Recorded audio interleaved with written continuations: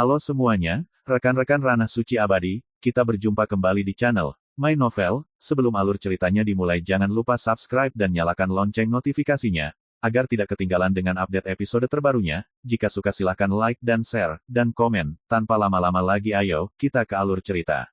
My Novel, Supreme Sword God, Chapter 2387. Setelah mendengarkan, ekspresi Yi Chen juga berubah. Ini, dia juga tidak bisa membantah. Tetapi dia sangat tertekan di dalam hatinya, dan berkata, ibuku jelas menyesalinya, dan dia telah mencoba yang terbaik untuk menebusnya.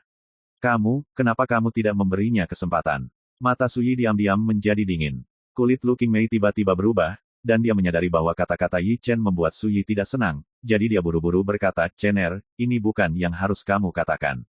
Suyi berkata dengan tenang, ada 3 hal yang paling dibenci orang di dunia ini. 1. Bermurah hati kepada orang lain. Kedua, berpikiran terbuka dan murah hati untuk orang lain. Ketiga, membujuk orang untuk bersabar. Dia memandang Yi Chen, dan kata-katamu telah mengambil semua ini. Lu Qingmei menghela nafas, dia hanya ingin menyelesaikan keluhan untukmu dan aku, dan niat ini tidak buruk.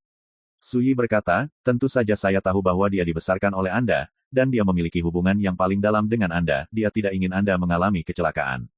Saya dapat memahami semua ini. Setelah jeda, dia melanjutkan, terus terang, jika dia bukan anakku, berdasarkan kata-kata itu, dia harus dibunuh. Hati Yi Chen menegang, dan tangannya diam-diam terkepal, dengan ekspresi kesedihan dan kemarahan. Dia tidak mengerti mengapa sikap ayahnya yang aneh begitu keras dan mendominasi. Lu Qingmei melangkah maju, dengan lembut meraih tangan Yi Chen, dan berkata, jika kamu dibunuh oleh istrimu yang paling terpercaya, kamu ditakdirkan untuk tidak dapat mengatasi rintangan di hatimu ini. Saya katakan sebelumnya bahwa jika penjelasan berguna, tidak akan ada begitu banyak ketidakberdayaan dan kebencian di dunia ini. Saat dia mengatakan itu, dia menatap Suyi, Chener adalah anakku, dan juga darah dagingmu sendiri. Meskipun tidak ada hubungan ayah anak di antara kamu, aku harap kamu tidak menyimpan dendam padanya karena dari saya. Suyi menggosok alisnya, dan berkata, sekarang saya dapat berbicara dengan Anda dengan tenang, karena saya khawatir tentang keberadaannya. Untuk masa depan, Anda tidak perlu khawatir. Bahkan jika dia tidak mengenali saya sebagai seorang ayah, aku tidak bisa mengabaikannya. Berbicara tentang ini, entah kenapa dia memikirkan ayahnya di dunia ini. Su Hongli, saya juga memikirkan intimidasi, pengabaian dan penolakan yang saya derita dalam hidup ini sejak saya masih kecil. Jika Su Hongli adalah ayah yang memenuhi syarat, jika Su Hongli tidak membunuh ibu kandungnya Ye Yufei saat itu, bagaimana mungkin dia memutuskan untuk membunuhnya saat itu? Tapi saat ini, melihat Yi Chen berdiri tidak jauh yang terdiam, hati Suyi tiba-tiba bergetar. Jika dia membunuh Lu Qingmei sendiri, apakah anak ini akan sama seperti dirinya saat itu, ingin membalaskan dendam ibunya dan menganggap dirinya sebagai musuh? Memikirkan hal ini, ekspresi Suyi berkedip sejenak. Jika pengalaman balas dendam ibunya dalam hidup ini terjadi pada putranya, itu benar-benar akan menjadi siklus takdir. Tentu saja, dia berbeda dengan Su Hongli. Ibunya, Ye Yufei, juga berbeda dengan Lu Qingmei. Itu tidak bisa digeneralisasi. Tapi Suyi tahu bahwa jika dia benar-benar membunuh Lu Qingmei, Yi Chen tidak akan pernah memaafkannya. Hal-hal tidak kekal, hidup tidak berdaya, bukan ini masalahnya. Suyi menghela nafas dalam hati. Bagaimanapun, terlepas dari apakah dia memiliki perasaan atau tidak, ini, bagaimanapun juga adalah putranya. Bahkan jika dia, sebagai orang tua, berani memandang rendah semua musuh di dunia, dan berani memotong segalanya dengan pedangnya tanpa ragu-ragu, tetapi di depan anaknya sendiri, dia masih harus khawatir dan memikirkannya, setiap cara yang mungkin. Saat ini, Suyi juga menyadari sulitnya peran ayah. Pada akhirnya, Suyi berkata, pergilah, Yi Chen tetap tinggal. Mendengar perintah untuk mengusir tamu ini, Lu Qingmei terkejut, seolah-olah dia merasakan sesuatu, hatinya menjadi rileks. Dia tahu bahwa dengan temperamen Suyi, jika dia memutuskan untuk menghadapinya, dia pasti tidak akan membiarkannya pergi seperti ini. Sebaliknya, karena dia berkata untuk melepaskan dirinya, itu berarti dia tidak berniat untuk berurusan dengan dirinya sendiri saat ini. Apa yang membuat sikap Suyi yang sekokoh besi itu berubah begitu banyak? Lu Qingmei menatap Yi Chen tanpa sadar. Sejenak, dia merasa tersentuh dan merasa lega untuk Yi Chen. Dia mengerti bahwa Suyi tampak tangguh, tetapi sebenarnya dia sangat peduli dan merindukan putranya. Dan ini sudah cukup. Aku tidak akan tinggal. Tiba-tiba, Yi Chen berkata dengan tegas, memang benar kamu menyelamatkan ibuku dan aku kali ini. Aku akan selalu mengingat anugerah penyelamat hidup ini, tetapi itu tidak berarti kamu dapat memerintahkan kami untuk bertindak sesuai perintahmu. Melihat ketegasan di alis Yi Chen, Suyi tertawa. Saya harus mengatakan bahwa watak Yi Chen sangat baik, dia tidak menepati janjinya, dan dia tidak khawatir tentang untung dan rugi. Putra ini memiliki temperamen, darah, dan ketegasan, bahkan pada saat seperti itu, ia berani menentang dirinya sendiri, yang sangat jarang terjadi. Dan ketika memikirkan adegan ketika dia bertemu Yi Chen di Pulau Qixia saat itu, Su Yi juga memiliki pemikiran yang tidak dapat dijelaskan di dalam hatinya. Anak murahanku sendiri, tidak buruk sama sekali. Chener, ingat apa yang aku katakan, kamu hanya bisa menghindari bencana jika kamu tetap di sisi ayahmu. Lu Qingmei berkata dengan lembut, kamu bisa melihat semua pengalaman hari ini. Jika musuh-musuh itu menangkapmu, mereka tidak hanya akan mengancamku, tetapi juga mengancam ayahmu. Yang terpenting, mereka juga akan membuatmu menderita banyak penghinaan dan rasa sakit karena tidak ada siksaan. Setelah jeda, dia berkata dengan sungguh-sungguh, sebelumnya, kamu tidak mendengarkan kata-kataku, dan kamu menjadikan dirimu mangsa. Jika ayahmu tidak datang tepat waktu, kamu akan jatuh ke dalam situasi yang menyedihkan di mana kamu tidak bisa meminta kematian dan berada di bawah belas kasihan Anda. Apakah pengalaman seperti ini tidak cukup untuk ingatan panjangmu? Kali ini, kamu harus mendengarkan aku. Di akhir pidato Lu Qingmei, nadanya tidak bisa dilanggar. Yi Chen membuka mulutnya, jelas tidak mau, tapi dia tidak mau menurut, dan akhirnya berkata dengan getir, bagaimana denganmu, Ibu? Saya melakukan apa yang harus saya lakukan. Lu Qingmei tersenyum, tuanmu menderita luka berat, dan kekuatannya sangat rusak. Dia tidak akan berani berurusan denganku lagi dalam waktu singkat. Kamu tidak perlu mengkhawatirkanku. Su Yi mendengus dingin, wanita beracun yang kejam dan kejam dari Gu Huaxian sama sekali tidak layak menjadi Tuan Yi Chen, jangan menyebutkan gelar ini lagi di masa depan. Lu Qingmei terkejut, lalu mengangguk dalam diam. Selanjutnya, dia menarik Yi Chen ke samping dan mengobrol secara pribadi. Su Yi tidak mengatakan apa-apa. Dia mengeluarkan jimat rahasia dari lengan bajunya, dan melihat surat-surat dari King Feng Guan Lao Budi, Zixia Dong Tian Suzhen, Zuye Tianzun dan lainnya satu persatu. Selain itu, ada juga surat dari Spear Demon Zhang Wushu dan Sky Swallowing Chanzu. Pada titik ini, Su Yi benar-benar santai. Selesai. 4 dari 5 jalan Gu Huaxian telah dikompromikan, dan kekuatannya akan turun drastis, jadi tidak ada ancaman sama sekali. Yang paling penting adalah meskipun banyak bantuan digunakan untuk berurusan dengan Gu Huaxian kali ini, selama teman-teman lama itu aman, ini sudah cukup. Tidak lama kemudian, Lu Qingmei datang dan berkata, saya tahu semua keluhan antara Anda dan saya. Saya tidak akan mengharapkan sesuatu yang berlebihan, dan saya pasti tidak akan membiarkan Anda mengubah apapun. Su Yi mengangkat matanya untuk menatap wanita yang glamor dan cantik ini, dan berkata, saya harap kamu berbeda dari tuanmu. Tiba-tiba, wajah cantik Lu Qingmei menjadi pucat. Dia mengerti apa yang dikatakan Su Yi. Guru Gu Huaxian mencari cara yang maha tinggi untuk melupakan perasaannya, dan sangat kejam sehingga dia dapat mengambil keuntungan dari siapapun, termasuk murid langsung seperti dia. Tapi maksud Su Yi sangat sederhana, dia memperingatkannya untuk tidak menganggap putranya sebagai objek untuk digunakan. Mengambil napas dalam-dalam, Lu Qingmei berkata, jangan khawatir, aku, Lu Qingmei, belum kehilangan kemanusiaanku dan menjadi cukup gila untuk memanfaatkan putraku. Kamu selalu percaya bahwa tindakan berbicara lebih keras daripada kata-kata, jadi mari kita lihat. Bagaimanapun, dia berbalik dan pergi. Su Yi tiba-tiba berkata, apakah kamu tidak penasaran dengan identitas adik laki-lakimu? Lu Qingmei terkejut, lalu diam-diam menghentakkan kakinya, sangat penting. Su Yi berkata, jika kamu bisa menangkapnya, kamu bisa menghancurkan Taoisme tuanmu. Lu Qingmei mengerutkan kening, benarkah? Tentu, Su Yi berkata dengan enteng, karena Yu Sun adalah putra tuanmu. Mata indah Lu Qingmei membelalak, seperti disambar petir. Anak guru, adik laki-laki saya yang ditegur dan ditekan oleh tuannya sepanjang tahun ternyata adalah darah dan daging tuannya sendiri. Bagaimana ini mungkin? Yang dicari tuannya bukanlah cara untuk melupakan cinta, jadi bagaimana dia bisa punya anak laki-laki? Jika demikian, mengapa dia menganggap putranya sebagai penggantinya dan menolak untuk mengakui putranya? Memikirkan hal ini, hati Lu Qingmei terkejut, dan dia ingat hal yang dulu dia anggap sebagai anak angkat Yi Chen. Tiba-tiba dia mengerti bahwa guru khawatir Yu Sun akan menjadi sasarannya dan diperas oleh orang lain. Segera, Lu Qingmei mengingat banyak peristiwa masa lalu. Di sekte, meskipun tuannya sering memarahi dan menindas adik laki-lakinya, dia meninggalkan banyak kartu penyelamat untuk adik laki-lakinya. Sama seperti terakhir kali di dunia rahasia Zushan ini, Yu Sun menggunakan jimat pemecah batas ruang ketika dia melarikan diri, bahkan dirinya sendiri sebagai kakak perempuan. Tapi hari ini, ketika Su Yi menawarkan untuk menukar nyawa Yu Sun, guru kehilangan ketenangannya untuk pertama kalinya dan terpaksa berkompromi dan setuju. Ternyata Yu Sun adalah kelemahan tuan. Lu Qingmei mengerti, dan segera merasakan keinginan yang kuat untuk balas dendam. Kali ini, tuannya ingin menyandera putranya Yi Chen, tapi sekarang, dia ingin menggunakan Yu Sun untuk mengancam tuannya. Gayung bersambut, jangan salahkan aku karena tidak mengingatkanmu, ayah Yusun, yang merupakan pendamping Tao Gu Huaxian, pastilah karakter yang kuat, bahkan si bungkuk tua tidak tahu siapa ayah Yusun. Tiba-tiba, suara Suyi terdengar, kamu akan berurusan dengan Yusun, tapi kamu harus berhati-hati dengan hidupmu.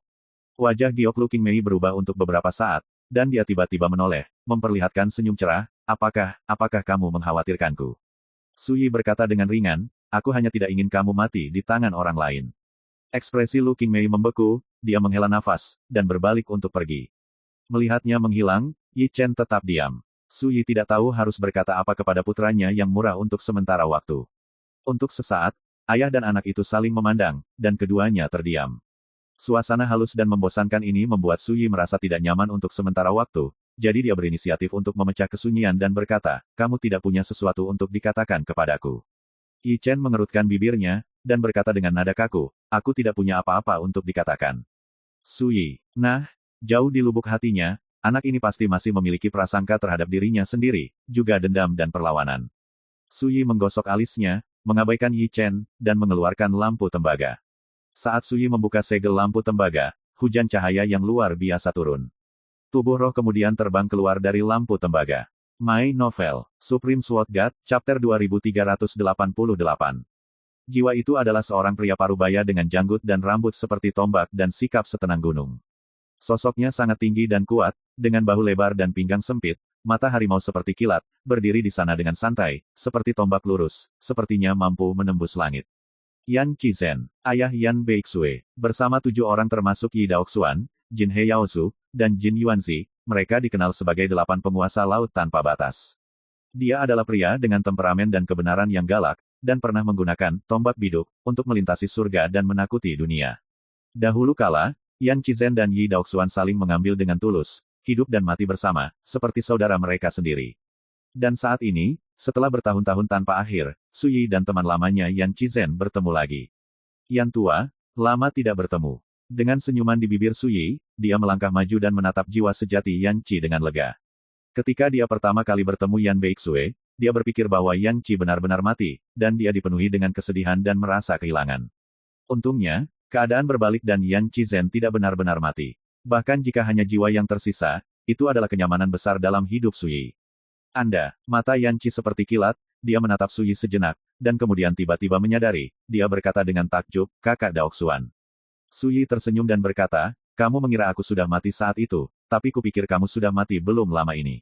Untungnya, tidak satu pun dari kita yang mati.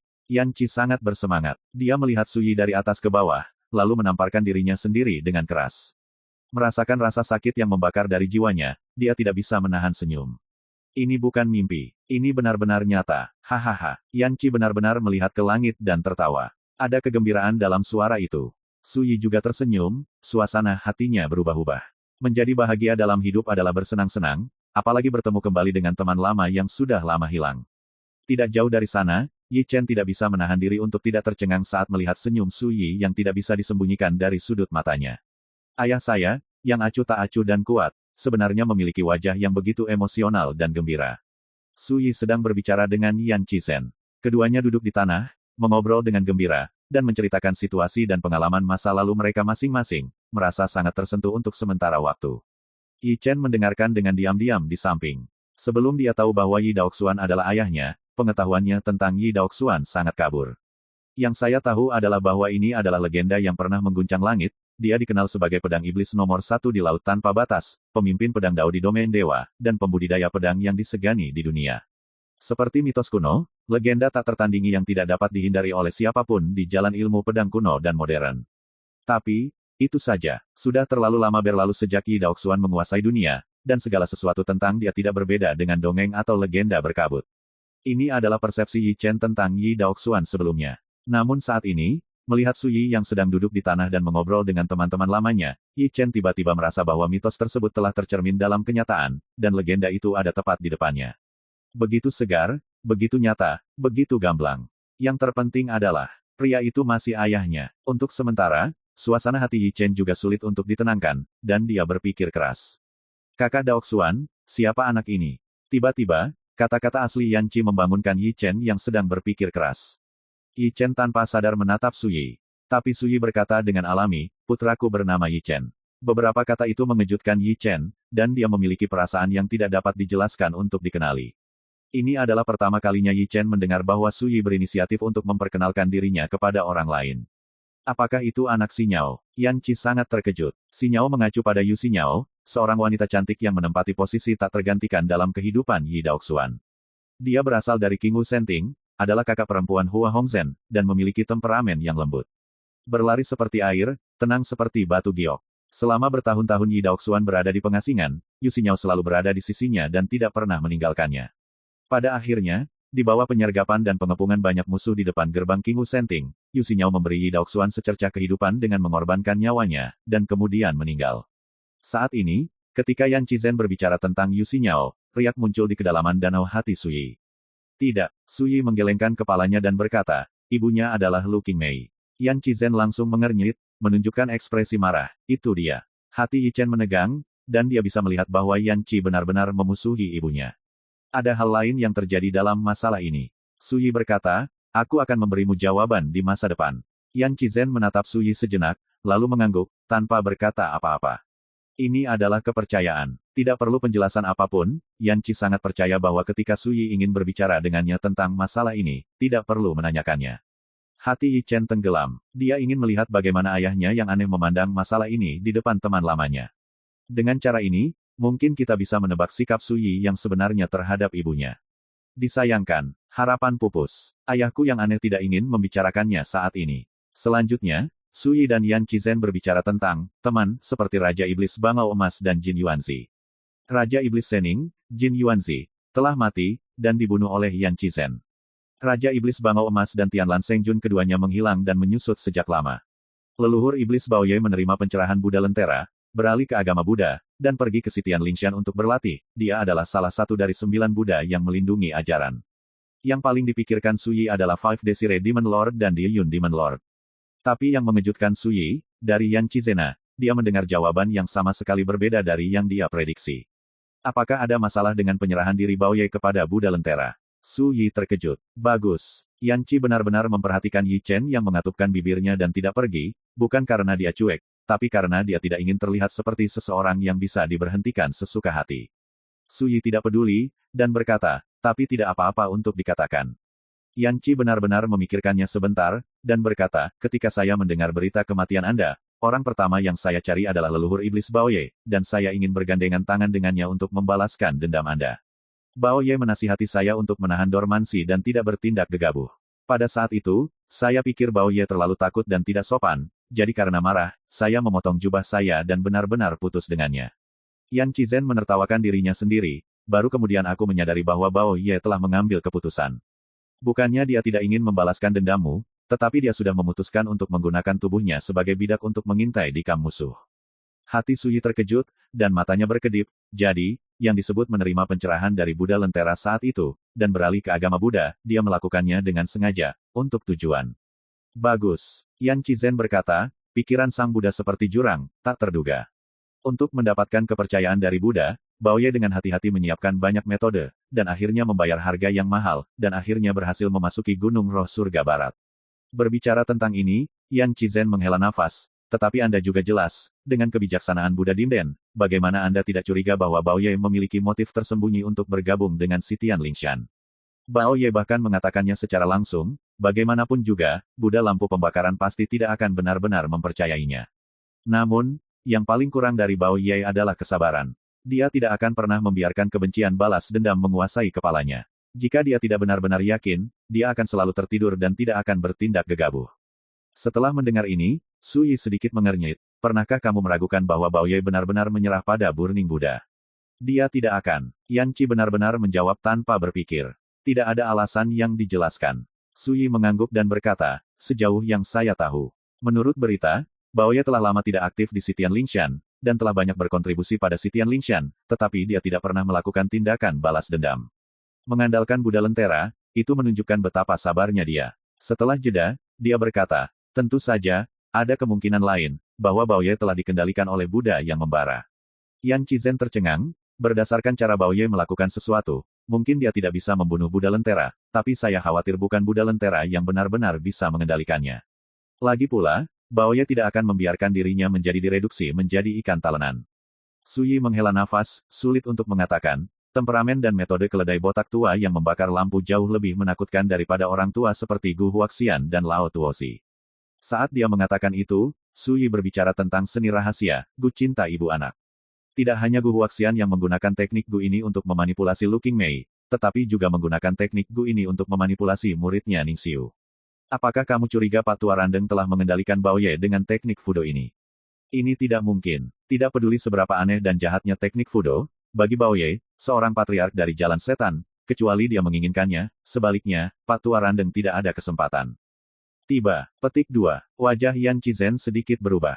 Mata Suyi aneh, dan dia berkata, bagaimana jika harga penyerahan Baoye adalah menerima kendali teknik Gu ini?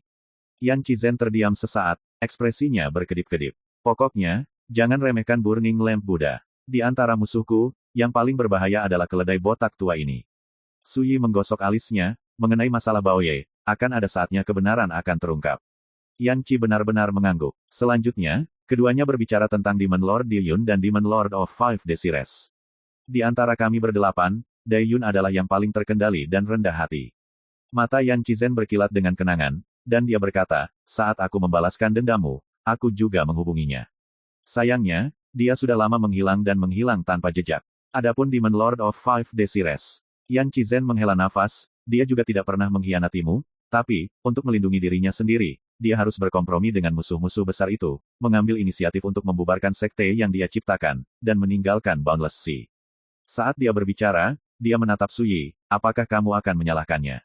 Suyi menggelengkan kepalanya dan berkata, kita semua berteman dengan cara yang sama, tetapi bagaimana kita bisa memaksa orang lain untuk membalaskan dendam kita? Ambisi, dan masing-masing memiliki sendiri sebagai upaya terakhir, saya tidak cukup egois untuk menghakimi mereka dengan membalas dendam untuk saya. Persahabatan kita dulu. Yan Qi berkata dengan gembira, aku tahu kamu akan mengatakan itu. Suyi menyesap anggurnya dan berkata, yang aku benci adalah mereka yang diam-diam berkolusi dengan musuhku. Yan Qi benar-benar berkata, jika Wu Yu masih hidup, saya punya cara untuk menemukannya. Apakah Anda ingin pergi dan melihatnya? Suyi terkejut, lalu terdiam. My Novel, Supreme Sword God, Chapter 2389. Setelah sekian lama, Suyi berkata, karena Raja Iblis dari 5 keinginan memilih untuk menjauhi masalah ini pada awalnya, dia hanya tidak ingin terlibat dalam kekacauan antara aku dan musuh-musuh besar itu. Jika aku pergi baginya sekarang, itu hanya akan membuatnya jatuh ke dalam situasi yang memalukan. Yan Qi benar-benar menghela nafas, dan berkata, bagaimanapun, kita pernah berteman, kita hanya perlu melihat seorang teman lama, untuk keluhan itu, benar dan salah, tidak masalah. Suyi mengangguk, baiklah, setelah memenuhi 5 keinginan, kamu kembali ke Pulau Qixia bersamaku. Selanjutnya, aku akan mengatur putra dan cucumu untuk bersatu kembali denganmu. Bagus. Yan Qi sangat setuju, dan dia juga menantikan untuk bertemu dengan putranya Yan Beixue dan cucunya Yan Ruoxian. Sitian Lingshan, di tepi kolam teratai, di bawah pohon Bodhi. Dalam beberapa tahun terakhir, saya telah mengingatkan Anda lebih dari sekali, sebelum zaman kegelapan mitologi datang, jangan jalan-jalan lagi. Lentera Buddha duduk bersila, dengan ekspresi tenang, tapi jelas, kamu tidak pernah mengingatnya.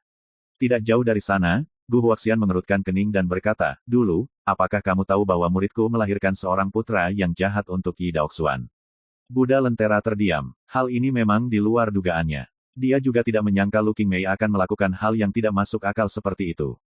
Justru karena aku tahu bahwa anak jahat itu sangat penting maka aku akan mengambil tindakan sendiri.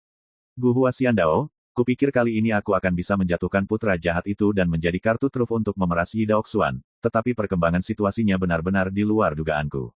Berbicara tentang ini, kebencian yang kuat muncul di matanya, dia menggertakkan giginya dan berkata, kegagalan operasi ini adalah bajingan tua, si bungkuk tua, mengkhianatiku. Iya, menurutnya, kunci kegagalan operasi ini adalah si bungkuk tua. Itu adalah si bungkuk tua yang mengkhianati tempat persembunyian avatarnya. Itu juga si bungkuk tua yang memberitahu Suyi beberapa rahasia yang hampir tidak diketahui siapapun di luar. Misalnya, pengalaman hidup Yusun. Justru karena inilah dia ditahan di mana-mana dalam konfrontasi dengan Suyi dan menderita kekalahan yang begitu berat. Setelah bencana ini, itu bukan hal yang buruk. Buddha Lentera berkata dengan tenang, bayangkan saja, jika bukan karena pertemuan ini, bagaimana Anda tahu bahwa si bungkuk tua telah mengkhianati Anda? Jika tidak ada malapetaka seperti itu, dengan metode Suyi, dia pasti akan menggunakan hal-hal yang dibocorkan oleh si bungkuk tua untuk menempatkanmu dalam situasi di mana tidak ada akhir untuk penebusan. Pada saat itu, kamu takut ditakdirkan untuk mati, dan tidak mungkin menjadi seperti ini sekarang, dan kamu masih bisa bertahan. Simpan klon. Gu Huaxian menyipitkan matanya. Dia mengakui bahwa apa yang dikatakan Buddha Lentera itu baik, tetapi depresi dan kebencian di hatinya tidak dapat ditenangkan. Jadi, kamu masih tidak berencana untuk bergerak. Gu Huaxian Dao, matanya acuh tak acuh dan dingin. Buddha yang terbakar mengangkat matanya dan menatap peri bunga kuno, dan berkata, alasan mengapa saya bekerja sama dengan Anda adalah karena Anda mencari cara untuk melupakan emosi, dan saya mencari pikiran Zen Mahayana Wudao. Tidak satu pun dari keduanya akan menjadi emosional. Bagi Anda sekarang, tidak lebih dari 4 dari 5 klon agregat Anda dihancurkan, dan tampaknya ada yang salah dengan keadaan pikiran Anda. Gu Huaxian menundukkan kepalanya dan berkata, bukannya orang yang tidak berperasaan tidak bisa marah.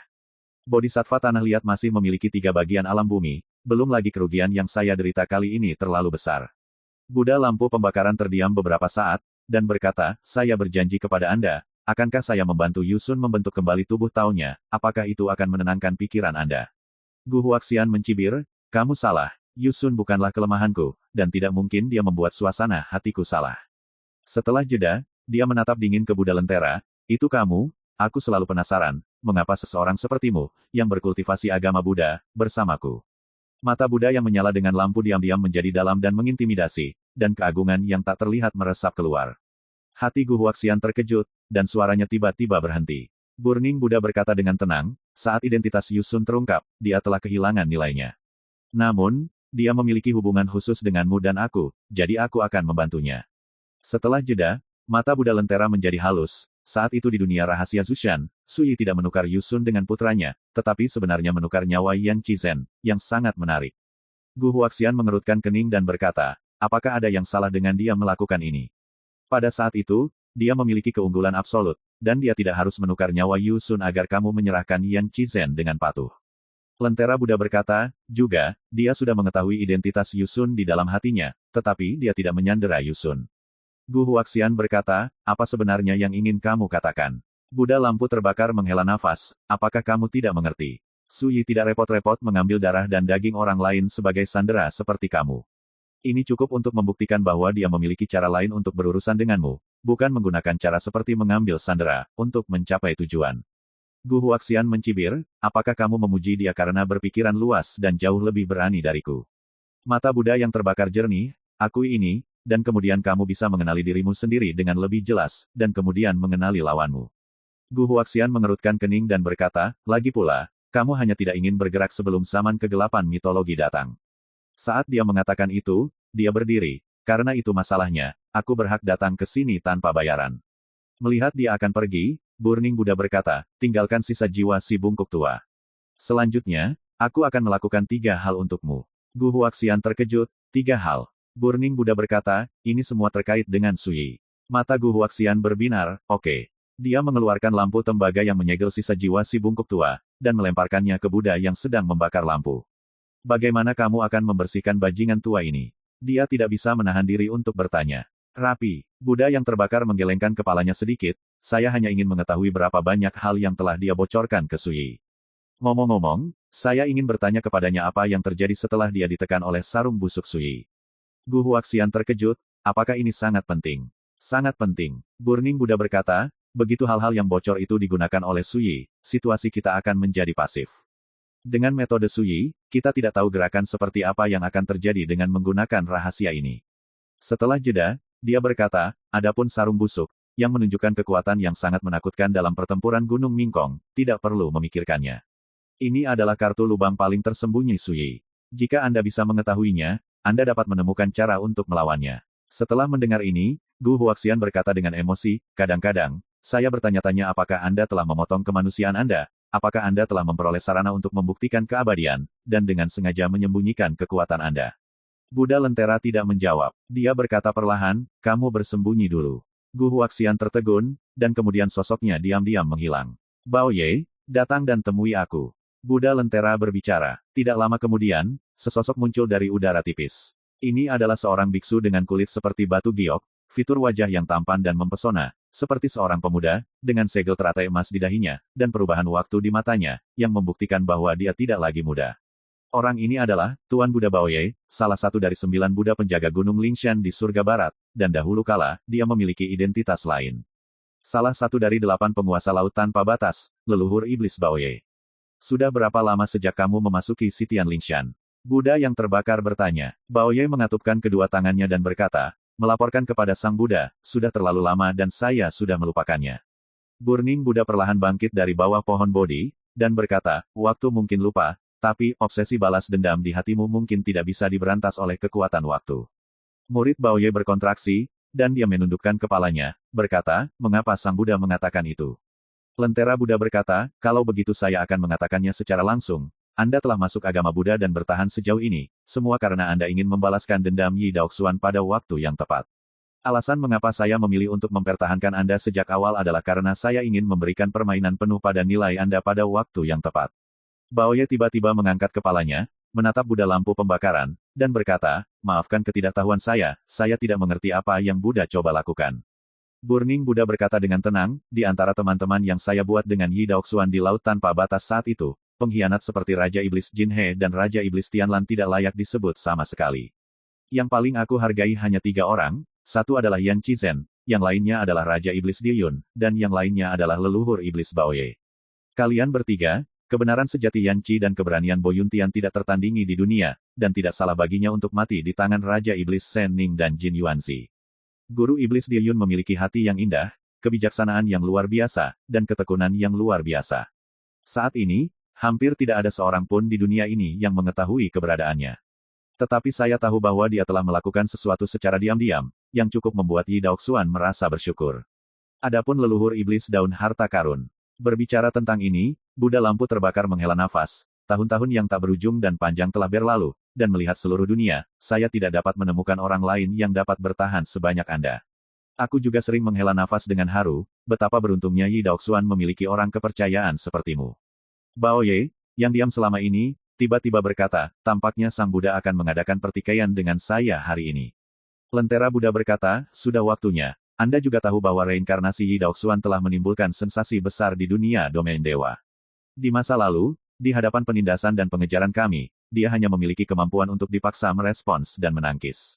Dia selalu pasif. Bagi kami, ancamannya tidak serius. Tapi sekarang dia berbeda. Dia keluar dari kepasifan dan memiliki sarana untuk melawan dan berkonfrontasi. Dia juga semakin menjadi ancaman bagi kita. Bahkan saya harus menguji kembali kemampuannya, mengubah taktik, dan menghadapinya dengan serius.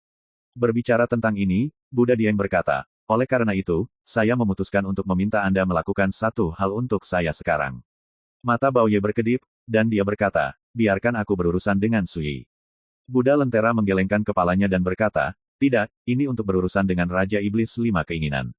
Aku ingin kamu membunuhnya. Baoye mengerutkan kening, apa hubungannya masalah ini dengan Sui? Mata Buddha yang terbakar bermakna dan berkata, aku hanya ingin melihat bagaimana Sui akan memperlakukan teman lamamu yang ingin membalaskan dendamnya setelah kamu membunuh Raja Iblis 5 keinginan. Hati Baoye tenggelam, dan dia terdiam. Kamu tidak bisa mengatakan tidak, kan? Mata Buddha yang terbakar tenang, ada krisis di dunia, dan ini adalah harga yang harus kamu bayar untuk bersembunyi di sisiku selama bertahun-tahun ini. Pergilah, bukan kebetulan, setelah membunuh Raja Iblis 5 keinginan, kamu mungkin masih bisa bertemu dengan Sui. Setelah selesai berbicara, dia duduk kembali di bawah pohon Bodhi dan perlahan menutup matanya.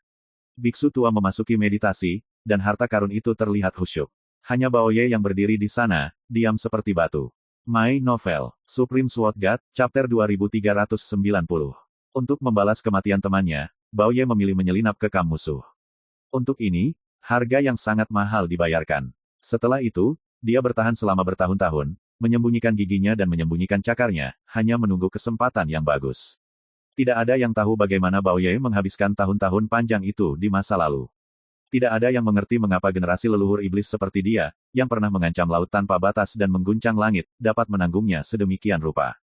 Tapi sekarang, dengan pertikaian Buddha Lentera, semua ini menjadi kosong. Kesabaran dan penantian yang panjang semuanya sia-sia. Upaya dan waktu yang melelahkan yang telah dicurahkan untuk ini juga sia-sia. Tidak hanya itu, pada akhirnya dia akan digunakan oleh Buddha Lentera untuk melakukan sesuatu yang ditakdirkan untuk menjadi sebuah tragedi. Semua ini tidak diragukan lagi merupakan pukulan yang sangat berat bagi leluhur iblis Baoye. Untuk sementara, bagaimana itu bisa diterima? Ekspresinya berubah, dan dia tetap diam. Setelah sekian lama, dia menghela nafas panjang dan berkata, saat itu, aku seharusnya mengikuti teladan Yan Qizen. Bahkan jika aku mati dalam pertempuran, setidaknya aku bisa membunuh beberapa bajingan. Sosok Buddha Lentera yang duduk bersila tetap diam, matanya terpejam, dan dia tidak mengatakan sepatah kata pun. Baoye menatap Burning Lamp Buddha sejenak, lalu berbalik dan pergi tanpa berkata apa-apa. Sampai sosoknya menghilang, sosok Gu Huaxian muncul. Kau membiarkannya pergi begitu saja. Keabadian bunga kuno. Hubungan ibu anak Gu adalah tipuan yang tidak bisa diletakkan di atas meja, tetapi seringkali tipuan semacam ini selalu dapat memainkan peran luar biasa dalam memanipulasi seseorang. Burning Buddha perlahan membuka matanya, tidak peduli trik apa yang akan dia mainkan ketika berhadapan dengan Raja Iblis Lima Keinginan. Pada saat itu, aku akan memanipulasi pikirannya dan membantunya membunuh Raja Iblis Lima Keinginan. Gu Huaxian berkata, kamu mengatakan sebelumnya bahwa kamu akan melakukan 3 hal, ini salah satunya, apa 2 lainnya? Setelah pertempuran di Gunung Mingkong, Die bersembunyi.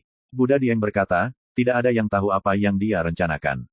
Saya ingin menggunakan tangan Suyi untuk mencoba Die. Murid Gu Huaxian menyusut, kamu gila. Jika Dai menyadari niatmu, dia tidak akan pernah melepaskanmu. Salah. Burning Buddha berkata, saya membantunya. Lalu, bagaimana kamu akan melakukannya? Tunggu dan lihat saja. Buddha Lentera bungkam. Dan apa yang ketiga? Tanya Gu Huaxian. Beberapa tahun yang lalu, Dai memblokir pintu masuk ke Endless Battlefield, dan teman lama Li Fuyu saat itu masih terjebak di dalamnya. Buddha Lentera berkata, jika prediksi saya benar, Sui pasti akan menyelamatkan teman-teman lama itu dari kehidupan sebelumnya sebelum zaman kegelapan mitologi datang. Gu Huaxian mencibir dan berkata, kenapa? Kamu ingin bermain di medan pertempuran tanpa akhir lagi. Tempat hantu itu penuh dengan variabel, dan ada banyak hal aneh seperti tabu. Kami bertarung dengan Li Fuyu dan yang lainnya dalam pertempuran tanpa akhir lapangan begitu lama. Banyak korban, pihak kita adalah yang terburuk. Medan perang tanpa akhir, area terlarang yang berbahaya di mata sosok setingkat dewa. Dahulu kala, Li Fuyu meninggal di dalamnya. Dan musuh seperti Buddha Lentera dan nelayan juga menderita banyak kerugian di medan pertempuran tanpa akhir. Beberapa rekan tim mereka tewas di dalamnya. Tidak perlu bermain kali ini. Randeng Buddha berkata, selama Suyi pergi ke medan perang tanpa akhir, kali ini pasti lebih atau kurang menguntungkan. Dan yang ingin saya lakukan bukanlah tata letak, tetapi untuk menciptakan kesempatan bagi Suyi untuk pergi ke medan perang tanpa akhir. Buddha yang terbakar berkata, hasil terburuknya adalah Suyi menyelamatkan teman-teman lamanya dari masa lalu, tetapi jika Suyi menderita, malapetaka yang sebenarnya pasti akan hilang. Gu Huaxian bingung, jika dia mati di dalamnya, bagaimana dengan reinkarnasi dan api era? Burning Buddha menunjukkan senyum rahasia dan berkata, kalau begitu itu tergantung pada takdir. Pasir kuning menyapu langit, dan langit diwarnai dengan warna kuning redup. Ini adalah kota kecil di tepi laut yang luas, dan namanya kota Huangsha. Ada orang biasa di kota, dan hidup mereka sangat sulit dan miskin. Siapapun dengan sedikit kemampuan tidak bisa lagi bertahan hidup tandus ini tanpa kotoran, dan meninggalkan kampung halamannya lebih awal. Namun, sebagian besar dari mereka yang tinggal di kota tua, lemah, sakit dan cacat.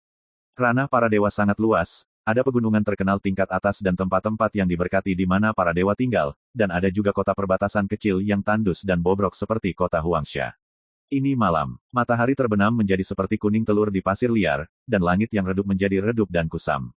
Seorang lelaki tua kurus berjongkok di anak tangga bobrok di gerbang rumahnya, menatap kosong ke matahari terbenam di kejauhan dengan mata mendung. Angin dan pasir bertiup, mencipratkan debu ke seluruh tubuhnya, dan janggut serta rambutnya yang abu-abu dan berantakan menari-nari dengan angin. Dia menyipitkan matanya, wajahnya yang kurus dan tua penuh kerutan yang diukir oleh pisau, dan sosoknya yang kurus dan bengkok meringkuk di sana, seperti anjing tua yang menjaga rumah.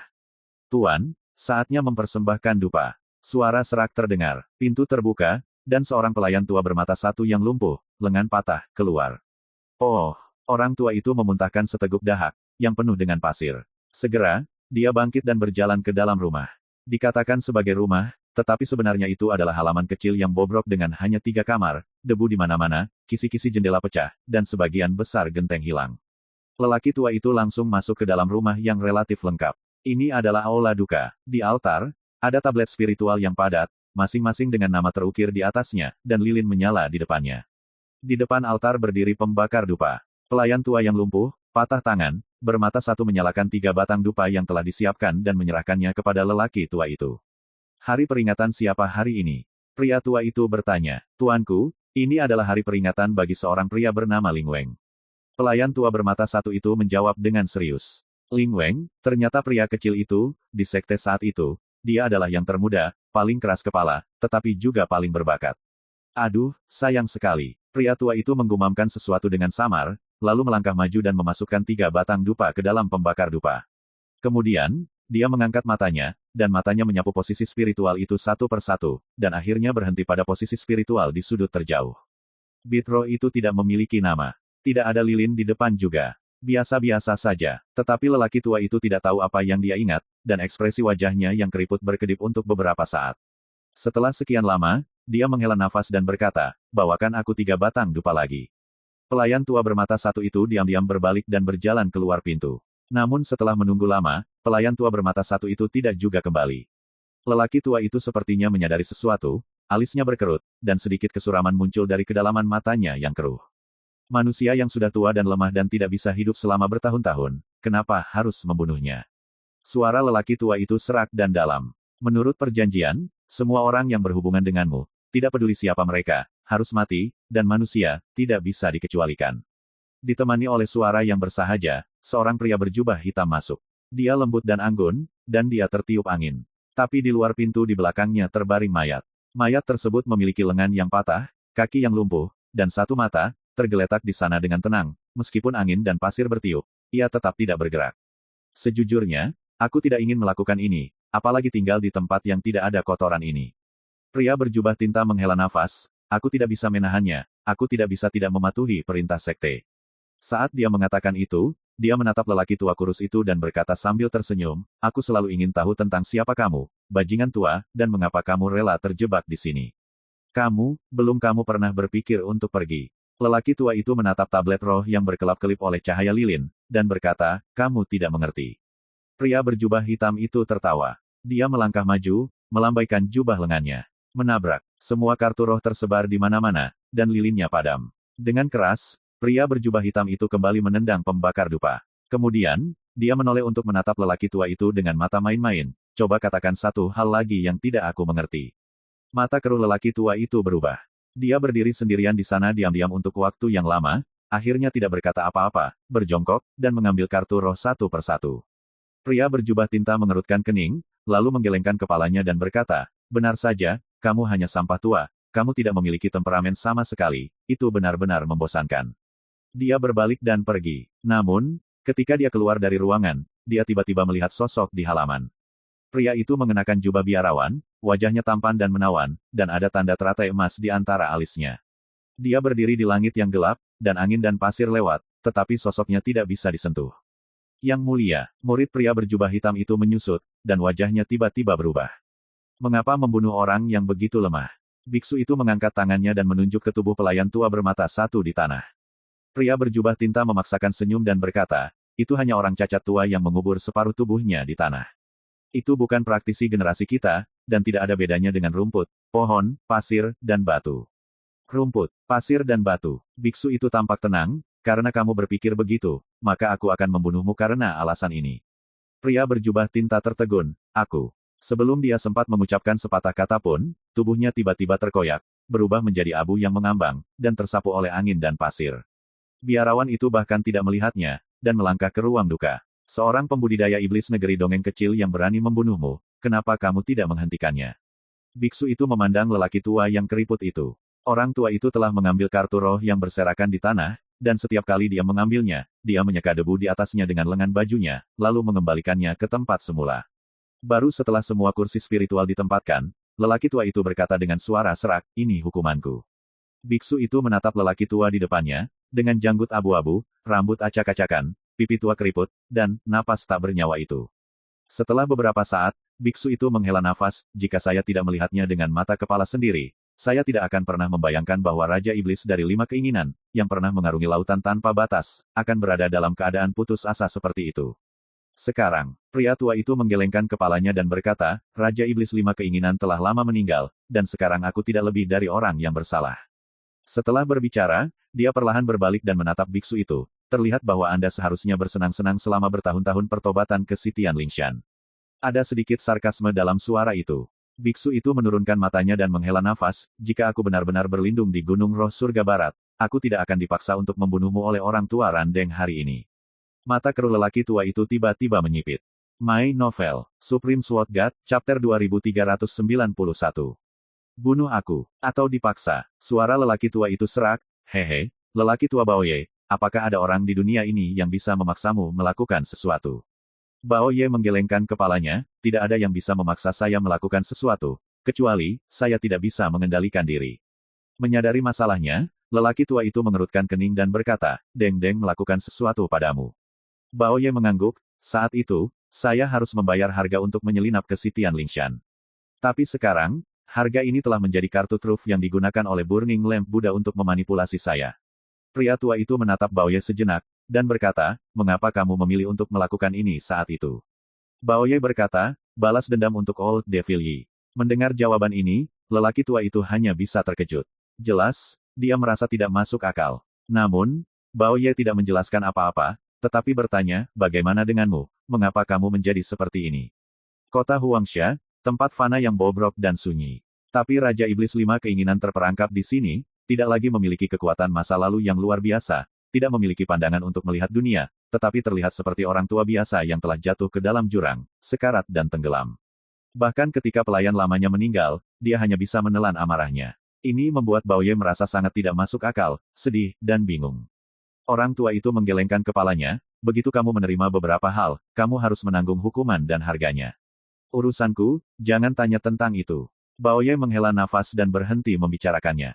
Dia menyapu matanya ke kursi spiritual yang padat, dan berkata, bukankah ini, semua murid dari Tanah Suci Lima Keinginan? Tanah Murni Lima Keinginan adalah ortodoksi yang diciptakan oleh Raja Iblis Lima Keinginan di Laut Tanpa Batas. Tapi kemudian, setelah kematian Yi Daoxuan, Five Desire Demon Lord secara pribadi membubarkan sekte tersebut dan memilih untuk meninggalkan Boundless Sea sendirian. Hanya segenggam, pria tua itu berbicara dengan tenang, tetapi ada kesedihan yang tidak bisa disembunyikan di alisnya. Siapa kartu roh tanpa nama ini? Baoye menunjuk ke tempat spiritual di sudut. Aku menyiapkannya untuk Yi Laomo. Setiap kali datang ke hari peringatannya, aku akan membakar 3 batang dupa dan bersulang sepanci anggur untuknya. Ekspresi lelaki tua itu rumit, lagi pula, kita dulu adalah teman baik yang mengobrol bersama. Mata Baoye aneh, kamu tidak tahu apa yang terjadi di Guts Domain tahun-tahun ini. Orang tua itu menggelengkan kepalanya dan berkata, saya adalah orang berdosa yang telah terperangkap di tempat ini sebagai penjara.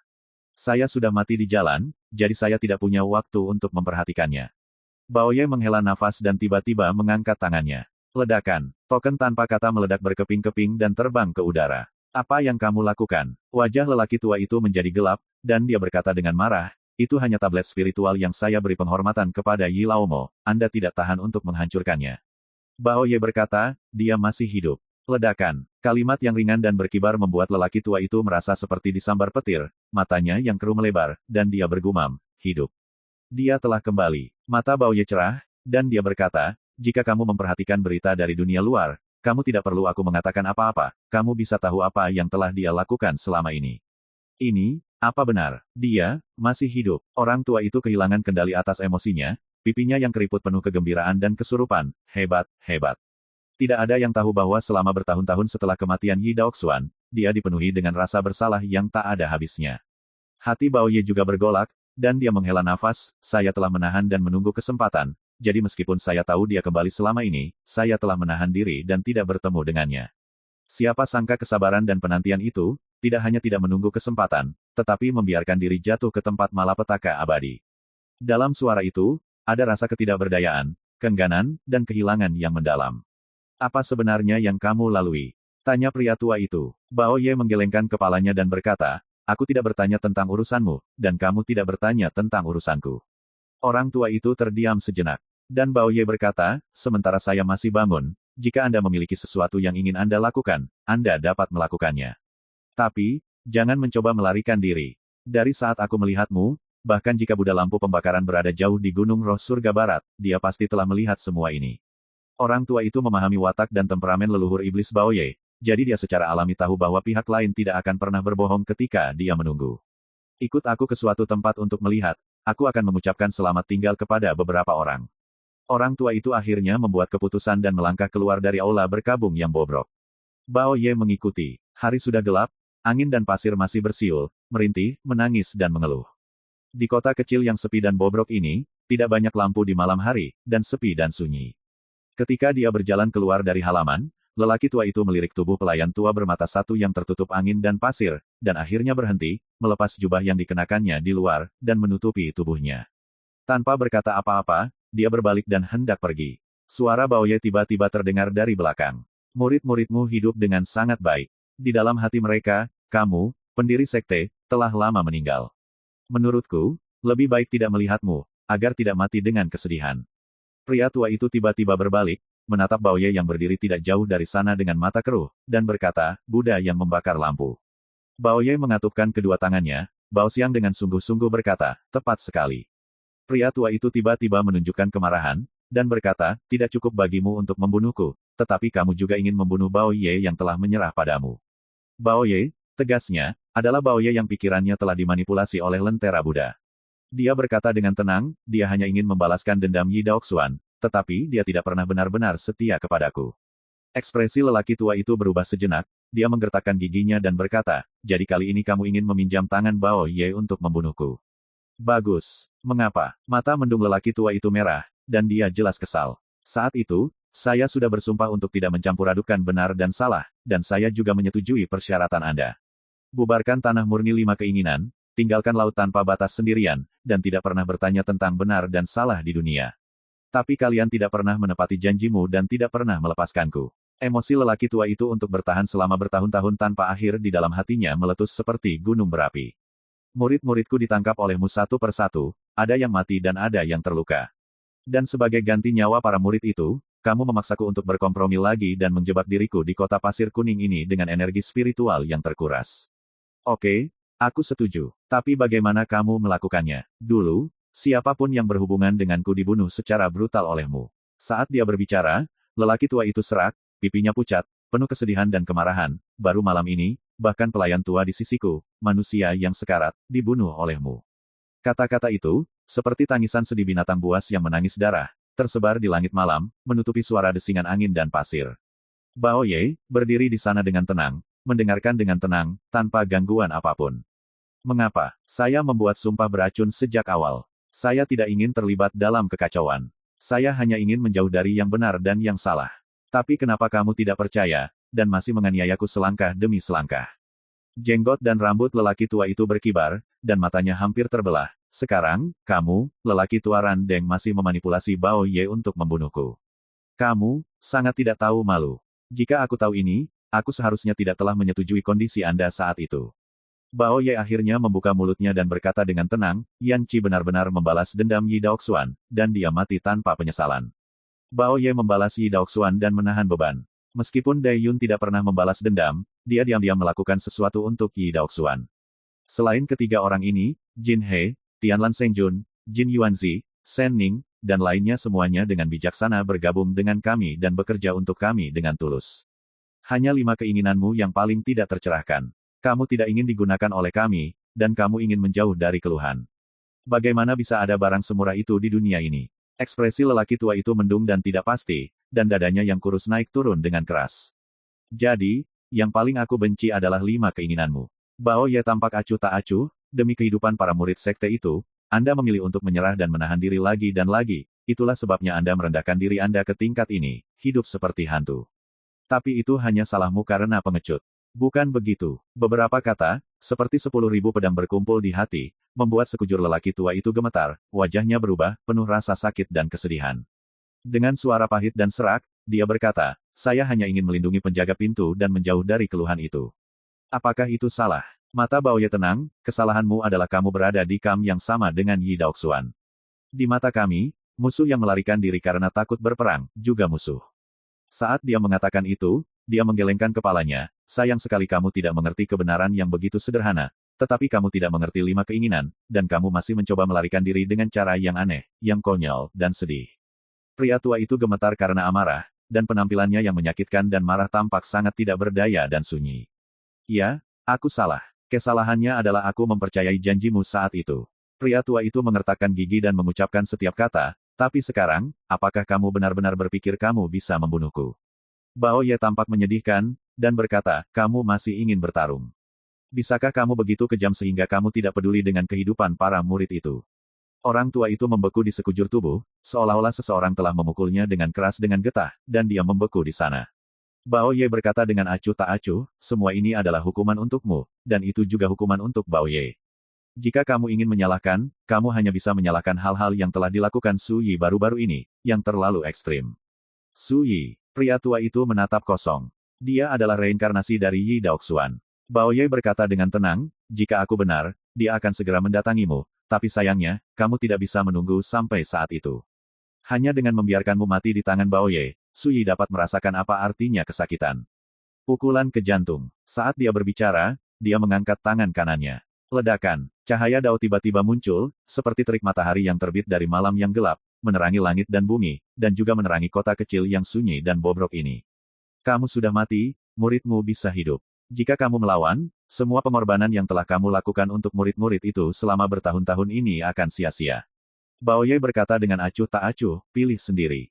Ekspresi lelaki tua itu berkedip, dia menggertakkan giginya, dan jelas sedang berjuang di dalam hatinya. Pria tua itu menarik napas dalam-dalam dan hendak mengatakan sesuatu. Raungan kemarahan seperti guntur tiba-tiba terdengar. Pilih kentut, kapan keledai botak tua itu memenuhi janjinya padamu? Mengapa 5 keinginanmu begitu membingungkan? My Novel, Supreme Sword God, Chapter 2392. Suara marah baru saja terdengar. Bao Ye, yang pikirannya telah dimanipulasi oleh lentera Buddha, telah memotret para Dao Guang yang berkumpul di tangan kanannya. Tampaknya meremehkan, tetapi sebenarnya itu adalah pukulan telak yang telah disiapkan sejak lama. Orang tua itu tidak akan duduk diam. Matanya merah, janggutnya marah, geraman seperti binatang keluar dari bibirnya, dan dia mendorong keluar dengan segel dari tangannya. Ledakan, api berkobar, aliran yang merusak menyebar, dan kota kecil bobrok yang tersapu oleh pasir kuning ini berubah menjadi tidak ada apa-apanya dalam sekejap. Sepotong langit dan bumi ini sepertinya meledak, kehampaannya kacau, dan semua arah berguncang. Sosok lelaki tua itu terbang terbalik seperti layang-layang dengan tali putus, menyemburkan darah dari mulut dan hidungnya. Sementara sosoknya masih di udara, dia ditangkap oleh seseorang. Yan tua, mata pria tua itu membelalak, kamu belum mati. Yan Chizhen yang datang. Jika aku mati, bagaimana aku bisa melihat penampilanmu yang tidak berguna dan tidak berharga? Yan Chi sangat marah. Orang tua itu tampak rumit dan malu. Pihak berwenang terobsesi dengan 5 keinginan, dan kesalahannya adalah mereka terlalu percaya pada janji musuh-musuh itu. Suara tenang terdengar. Diiringi suara itu, Su Yi dan Kappa yang memegang payung hitam muncul entah dari mana. Siapa kamu? Orang tua itu terkejut. Di kejauhan, Bao Ye berkata dengan tenang, tentu saja, dia adalah reinkarnasi dari Yi Daoxuan, dan namanya dalam kehidupan ini adalah Su Yi. Lelaki tua itu terkejut, menunjukkan ekspresi tidak percaya. Apakah ini benar? Yan Chi di samping mengangguk. Orang tua itu tampak gelisah. Namun, dia mengingat beberapa peristiwa masa lalu yang tak tertahankan, tetapi matanya redup, dia menundukkan kepalanya, dan berkata dengan getir, 5 keinginanku, maafkan aku Yi Laomo, aku. Yan Chizhen menyela, oke, bukankah itu karena kamu tidak membantu saudara laki-laki Daoxuan untuk membalas dendam saat itu? Saudara laki-laki Daoxuan dan aku sama sekali tidak menyalahkanmu. Su Yi mengangguk dan berkata, di dunia ini, setiap orang memiliki kekhawatiran mereka sendiri dan memiliki pilihan terakhir mereka sendiri. 5 keinginan Anda tidak pernah berkolusi dengan musuh untuk menyakiti saya. Saya senang sudah terlambat. Bagaimana saya bisa menyalahkan Anda karena tidak membalaskan dendamku? Pria tua itu menundukkan kepalanya, wajahnya penuh penyesalan dan kesedihan, tapi aku merasa tidak enak. Yan Chi benar-benar menghela nafas. Musuhkulah yang harus dihukum, bukan kamu. Su Yi berkata, hal-hal lama itu adalah biang keladinya. Jika kamu benar-benar melihat dengan hati-hati, kamu juga diturunkan ke level ini karena keterlibatanku. Saat dia mengatakan itu, dia melihat ke arah Bao Ye di kejauhan, Pak Tua Randeng, apakah menurutmu aku benar?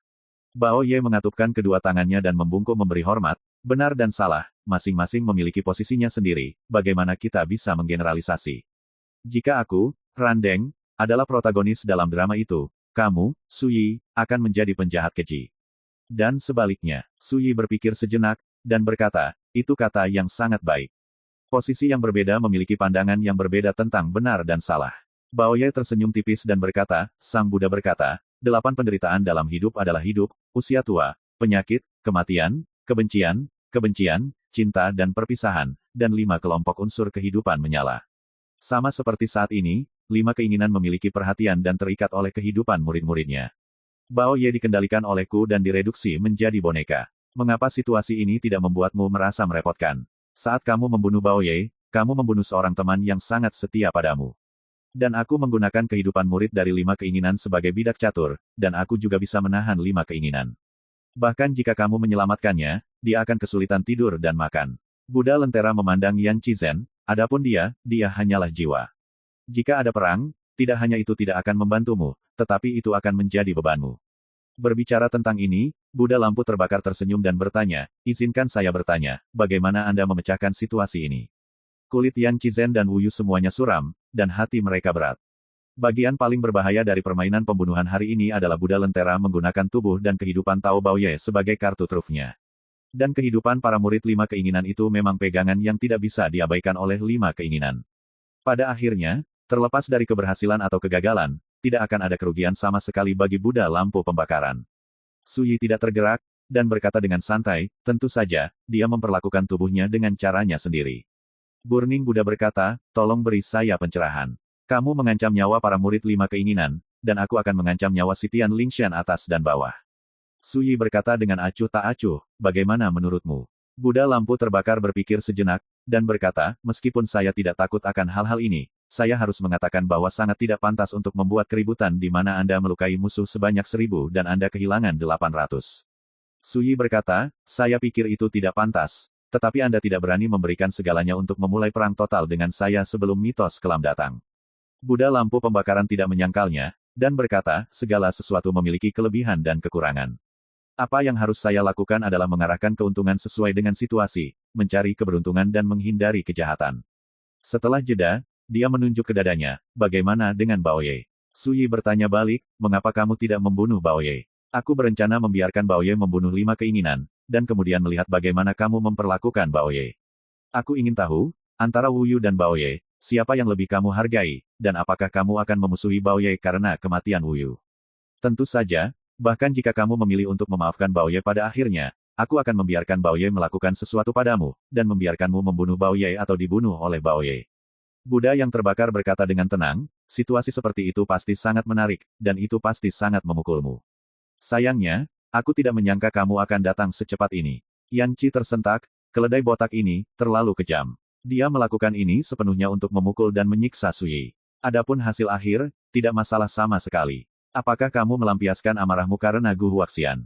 Kata Su Yi tiba-tiba. Lentera Buddha berkata dengan tenang, gadap untuk Tat. Itu adil, bukan? Kamu dan wanita beracun itu benar-benar pantas menjadi sebuah keluarga. Su Yi menghela nafas, orang yang ingin memanipulasi hidup putraku untuk menyanderaku, dan yang lainnya memanipulasi Bao Ye untuk mengancamku, mereka memang sepasang pesina dan pelacur yang berpikiran sama. Yan Qi benar-benar tertawa, memarahi dengan gembira. 5 keinginan tercengang, ini adalah pertama kalinya dia tahu bahwa Buddha Lentera berselingkuh dengan Dewa Bunga Kuno. Hanya Buddha Lentera yang tetap tidak tergerak, dan berkata dengan tenang, fitnah dan kritik selalu menjadi cara yang paling lemah, dan mereka tidak dapat mengubah apapun. Jika Anda, Su Yi, puas dengan ini, itu hanya akan mengecewakan saya. Su Yi tersenyum dan berkata, maka tidak perlu bicara omong kosong, lakukan saja. Buddha yang terbakar sedikit mengernyit, dan segera mengangguk dan berkata, semua pertempuran, dalam analisis terakhir, harus berada di bawah tangan bab yang sebenarnya, tolong. Dia mengangkat tangan kanannya. Ledakan. Pada Bao Ye yang pikirannya dimanipulasi olehnya, Taoisme meraung dan bergerak, dengan kekuatan dahsyat. Tuanku, haruskah aku membunuh atau menyimpannya? Kappa yang memegang payung hitam bertanya dengan nada membunuh. Mainkan dengan telinga, yang terbaik adalah tetap hidup. Su Yi tampak tenang. Jawaban seperti itu membuat wajah Yan Qizen dan Wu Yu berubah. Apakah ini berarti Su Yi siap menghadapi kematian Bao Ye? Jika demikian, tidak diragukan lagi ini adalah hasil terburuk. Di kejauhan, Buddha Lentera juga menyipitkan matanya. Bagus. Kappa melangkah maju, dan sosoknya seperti sambaran petir hitam, membunuh Buddha Lentera. Mata Burning Buddha halus, dan dia berdiri diam. Tetapi pada saat ini, sesosok tiba-tiba muncul dari udara tipis, mengangkat tangannya dan meraih Kappa. Ledakan. Langit dan bumi bergetar hebat, dan hujan ringan teratur seterang api, dan tiba-tiba menyebar ke dalam kehampaan. Sosok Kappa terbang terbalik dan hampir jatuh ke tanah. Wajah kecil yang halus dan cantik itu sudah penuh keheranan. Semua orang juga terkejut, baru kemudian mereka melihat dengan jelas bahwa sosok yang melakukan tembakan, yang jelas-jelas adalah seorang gadis kecil. Dia terlihat seperti berusia sekitar 8 atau 9 tahun, mengenakan mantel bulu perak, alis dan wajahnya seperti anak kecil yang lugu. Namun, Yang benar-benar aneh adalah sepasang pupilnya, yang gelap seperti tinta, dipenuhi dengan cahaya dan bayangan suram yang berdebar-debar. Yan Qizen, Wu Yu, dan tokoh-tokoh antik lainnya gemetar tak dapat dijelaskan, dan tubuh mereka tiba-tiba menegang. Bahaya, gadis kecil ini memancarkan aura tabu, misterius, dan menyihir, dia terlihat polos, tapi dia sebenarnya sangat berbahaya. Su Yi mengangkat alisnya, dia mengenali gadis kecil itu. Dalam pertempuran Gunung Mingkong, gadis kecil itu muncul sekali, dan bahkan Kaisar Dai sangat menghormatinya, dan dia bisa dikatakan patuh. Baru kemudian Su Yi menyadari bahwa gadis kecil itu adalah roh keteraturan yang lahir di Sungai Takdir. Dan dia memilih dia sebagai orang yang menentukan jalan.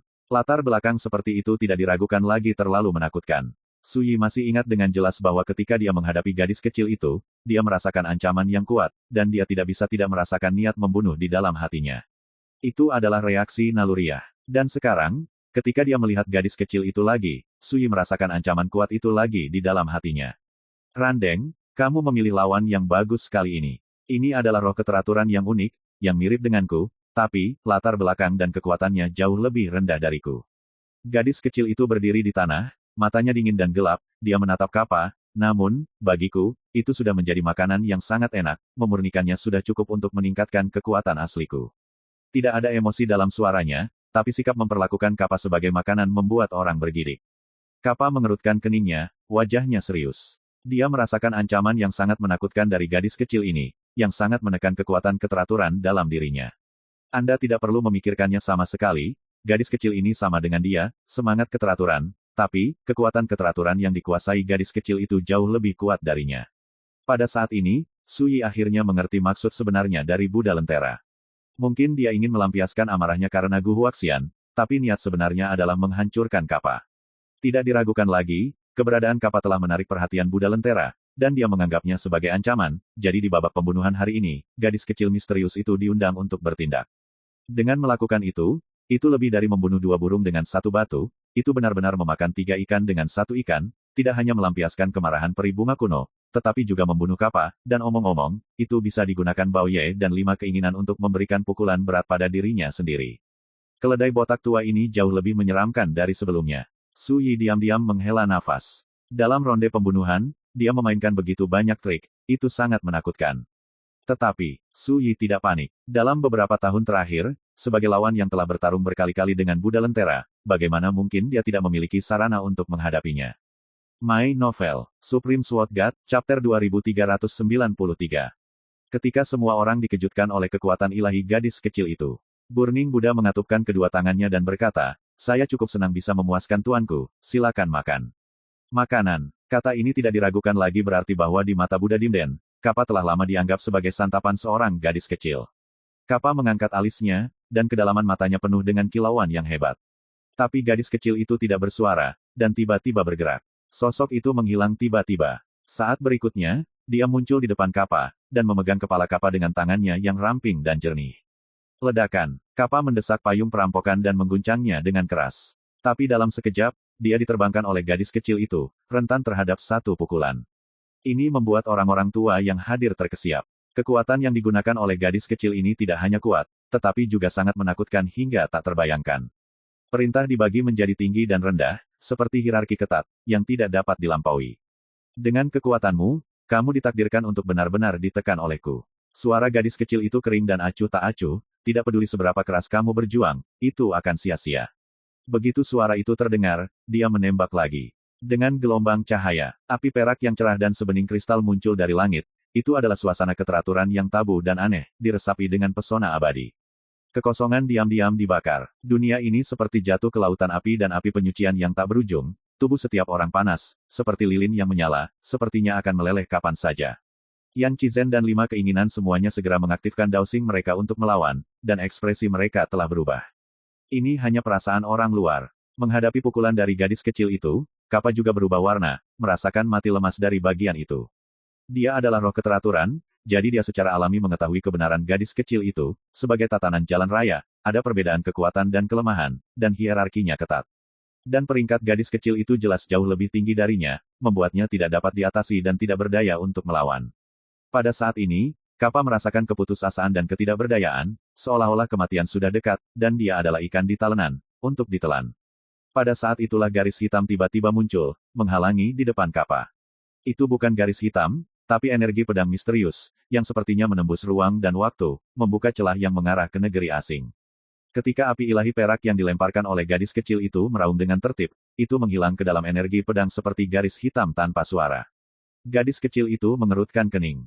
Datanglah kemari. Suyi menyapa Kappa, kamu bukan tandingannya. Suara mendesing. Kappa berbalik dan datang ke arah Suyi. Tetapi pada saat ini, gadis kecil itu melakukan gerakan lain, dan api dewa perak jatuh dari langit seperti api dan bunga perak, mengepung Kappa ke segala arah.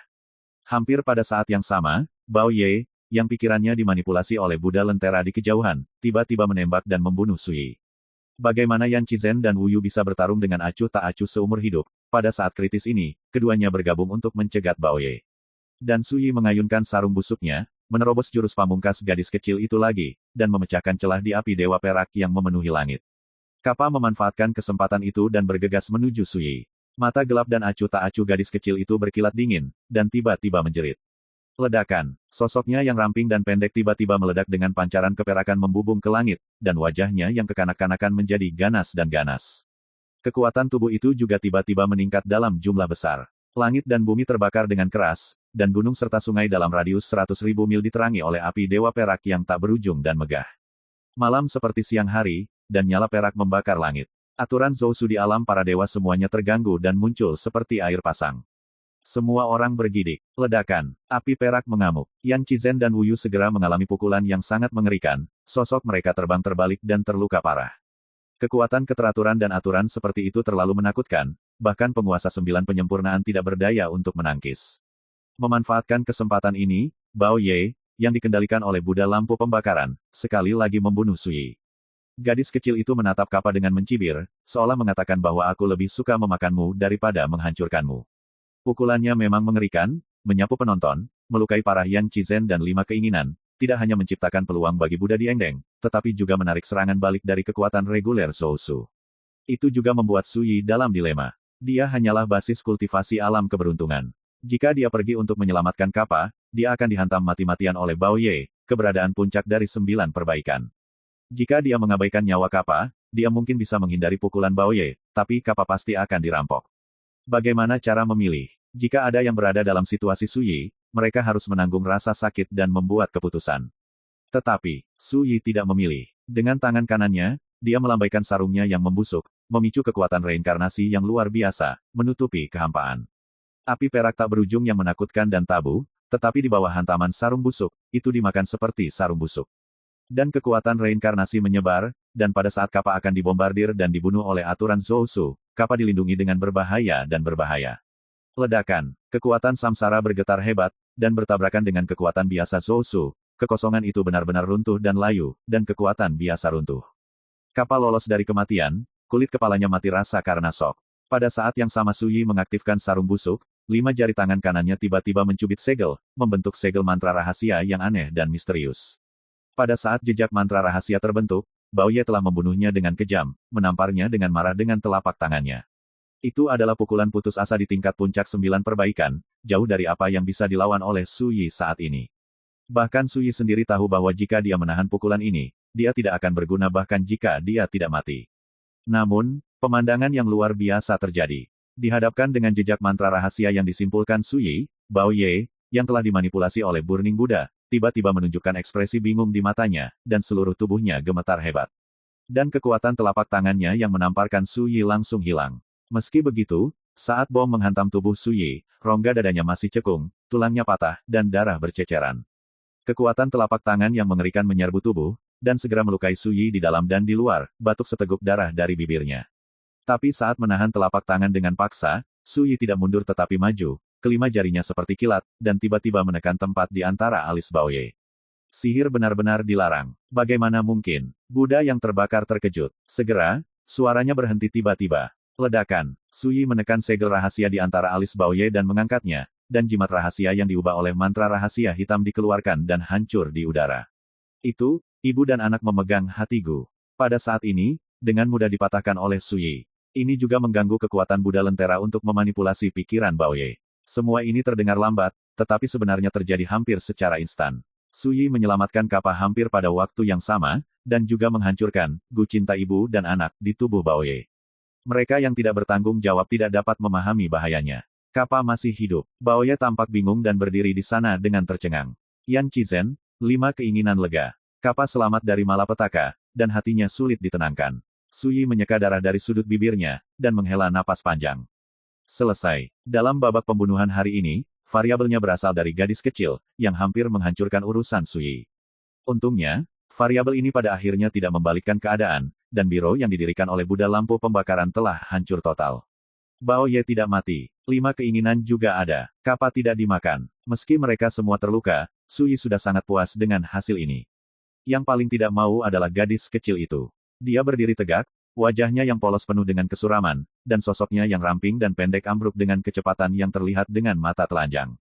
Sebelumnya, dia mencoba yang terbaik untuk menarik kekuatan aturan Zousu, mencoba memperbaiki dunia dengan satu pukulan. Tapi setelah serangan Suyi, semua ini hancur, dan gadis kecil itu juga terkena serangan balik dari aturan Zousu. Dalam analisis terakhir, dia bukan milik domain dewa, dan seperti Kappa, dia akan terkena aturan Zousu. Mungkinkah kamu benar-benar membangkitkan semua ingatanmu? Suara gadis kecil itu kering dan dingin. Singkatnya, biarkan Suyi merasakan sesuatu yang berbeda. Semua memori. Dengan kata lain, pihak lain sangat jelas tentang akarnya sendiri dan tahu bahwa dia memiliki banyak pengalaman reinkarnasi. Jika demikian, apakah itu berarti salah satu dari kehidupan pertama, kedua, dan ketiga yang belum terbangun pernah mengenal gadis kecil ini? Setelah memikirkannya sebentar, Suyi tidak menjawab, tetapi mengubah topik pembicaraan dan berkata, saya khawatir Anda di depan saya bukanlah dewa sejati Anda. Bagus. Mata gadis kecil itu acuh tak acuh, jika itu dewa saya, Anda akan dihancurkan sampai mati seperti semut. Semua orang tersentak. Jika tidak semua dewa begitu menakutkan, lalu seberapa menakutkan dewanya? Suyi tidak menganggap kata-kata gadis kecil itu arogan. Tubuh roh teratur yang lahir di sungai panjang takdir pasti mengandung rahasia abadi di asalnya. Peran seperti itu jauh dari sebanding dengan dewa-dewa alam abadi. Dalam arti tertentu, gadis kecil itu juga bisa disebut keberadaan abadi yang benar-benar telah melangkah ke sungai panjang takdir. Tentu saja, esensinya adalah Dao Order, bukan orang yang hidup, tetapi juga lebih menakutkan. Lihat saja Kappa, sepertinya roh ketertiban, tapi kekuatan tempurnya sebanding dengan lelaki tua yang menyentuh ambang sungai takdir yang panjang. Bagaimana dengan Dai, kenapa dia tidak ada di sini? Suyi tiba-tiba bertanya. Sampai saat ini, dia belum benar-benar santai, dan berjaga-jaga terhadap kemunculan tiba-tiba musuh besar Dai. Suyi tidak akan pernah lupa bahwa dalam perjalanan ke Guts Domain, dialah yang tiba-tiba memukulnya dengan keras dan membuatnya cedera yang hampir fatal. Gadis kecil itu tidak menjawab, sosoknya sudah kabur dan tidak nyata, hanya tersisa gumpalan, yang akan hilang sama sekali. Ketika zaman mitologi gelap datang, aturan Zousu di domain dewa ini akan benar-benar runtuh. Nada gadis kecil itu acuh tak acuh, pada saat itu, sarung pedang yang patah di tanganmu tidak akan lagi dapat membantumu, dan aku akan mencabut kekuatan reinkarnasimu, membantu Dai menguasai dunia, dan benar-benar mengendalikan perubahan zaman dan perputaran nasib. Pasang surut. Jika kamu benar-benar telah membangkitkan semua ingatanmu, kamu secara alami akan tahu bahwa ini bukanlah ancaman, tetapi sebuah kontes yang dimulai sejak lama. Suara itu masih bergema, tapi sosok gadis kecil itu telah menghilang sama sekali. Suyi mengerutkan kening. Dalam hal memperjuangkan reinkarnasi dan mengatur dunia, sebuah kontes sudah dimulai sejak lama. Apa yang dibicarakan gadis kecil itu di kehidupan sebelumnya? Xiao Jian, dunia kedua, atau kehidupan pertama. Bagi rekan-rekan pencinta My Novel, mohon dukungan, tekan like dan subscribe, agar Mimin tambah semangat lagi. Terima kasih.